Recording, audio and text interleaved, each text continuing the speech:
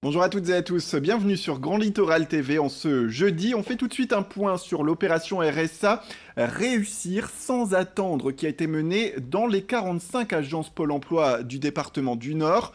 Une journée pour remettre dans l'emploi donc les bénéficiaires du RSA, du revenu de solidarité active, lequel représente un tiers des demandeurs d'emploi, soit près de 10 000 personnes dans le Nord.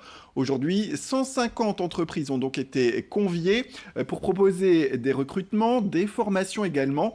Et les demandeurs d'emploi participants ont également rencontré des organismes spécialisés afin de travailler sur la mobilité, la confiance en soi qui est très importante également, ou encore la mise en valeur des différentes compétences. Explication complémentaire avec cette interview menée par Rémi Desremeaux.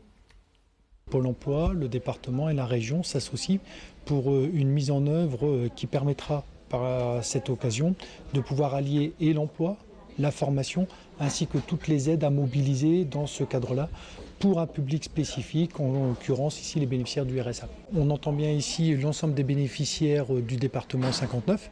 L'action est menée conjointement sur l'ensemble des agences Pôle emploi, c'est-à-dire 45 sites, plus également les maisons départementales de l'insertion de l'emploi. Bien plus que de l'information, c'est réellement donc une journée de rencontre et de recrutement où les personnes pourront rencontrer directement les entreprises.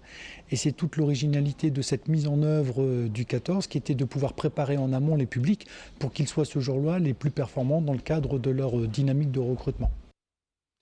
Et on part à direction Calais pour cette visite de Jean-Louis Borloo. C'était hier. L'ancien maire de Valenciennes et ancien ministre a souhaité rencontrer Natacha Bouchard, la maire de Calais, et découvrir ses actions en termes d'économie sociale et solidaire, puisque c'est un thème qui lui est cher, dit-il, ces dernières années. Jean-Louis Borloo a prévu ainsi de se rendre dans une dizaine de villes en France et dans la région pour découvrir donc ces initiatives, bien souvent d'origine citoyenne. Exemple hier à Calais, lors de la visite à la ferme urbaine Anima, l'occasion de parler également de rénovation urbaine et d'apprentissage. C'était une visite informelle mais tout de même médiatique. On écoute donc Jean-Louis Borloo. Il était au micro de notre chaîne Grand Littoral TV. Mais elle n'a pas besoin de moi, les Calaisiens, je vais te raconter l'histoire. Attendez, depuis quand quelqu'un qui vient juste dire bonjour va influencer une personne? Plaisanter ou quoi? Bon, les Calaisiens, ils connaissent parfaitement les équipes, qui sera probablement en partie renouvelée, j'en sais rien, parce que c'est juste la vie, ça malheureusement. Ils savent très bien, ils n'ont pas besoin de mon commentaire. Croyez-moi, mais je peux leur dire quand même que ce qui se fait ici, c'est quand même très estimable. Voilà. Et puis, on fait un point sur le sport également au cœur de cette édition, puisque la patinoire de Dunkerque accueillera très prochainement les championnats élites des sports de glisse. Ça se passera dans un mois, plus précisément, ce sera du 19 au 21 décembre, avec au programme du patinage artistique, mais aussi du freestyle et de l'ice cross.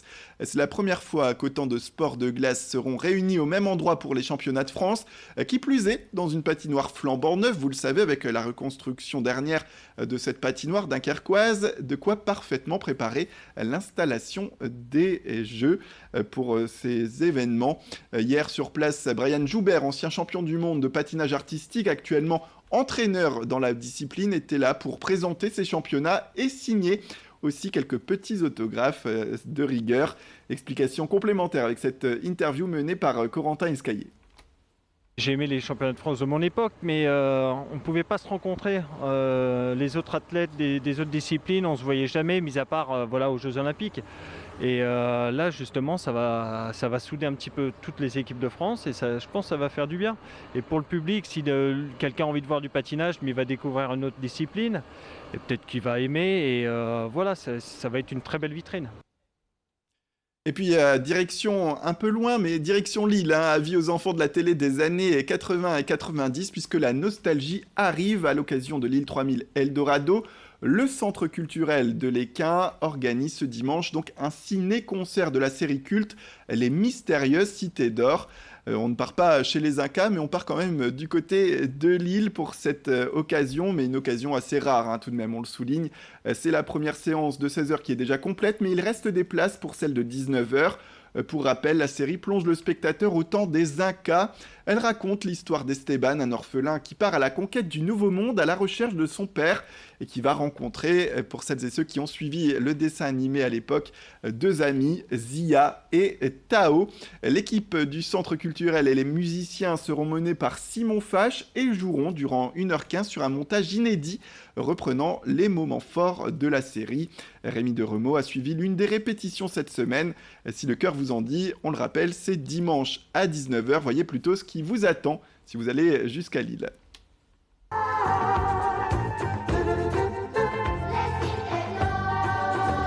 Clairement, nous, on est des vrais fans de la série.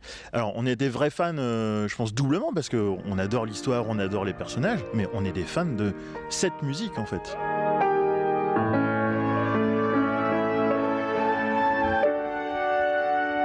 Le film est là et il y a la musique, donc il y a des gens dans le public qui regardent le film, il y a des gens dans le public qui regardent l'orchestre, il y a des gens qui regardent les deux, ça, chacun a sa sensibilité.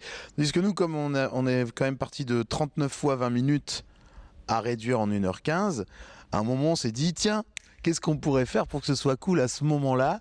Et donc on s'aménage une belle plage de musique pour faire des solos d'instruments. De toute façon, arrêtez d'insister, on ne donnera pas les surprises. Voilà, faut venir, c'est tout. Voilà pour cet événement exceptionnel qui a lieu dans la capitale des Flandres. Ce sera, on le rappelle, ce dimanche à 16h et 19h, mais surtout à 19h, puisque la séance de 16h, on le rappelle, est complète.